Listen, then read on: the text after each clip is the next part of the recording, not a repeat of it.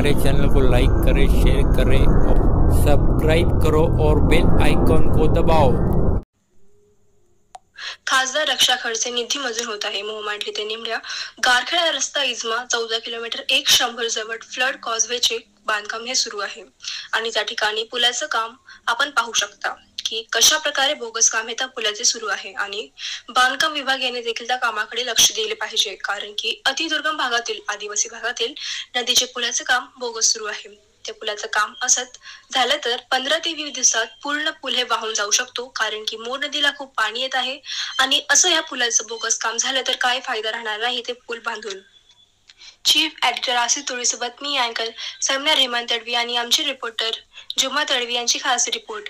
बघत राहा आमचं 3 स्टार न्यूज. आमच्या चॅनलला लाईक करा, शेअर आणि सबस्क्राईब करा.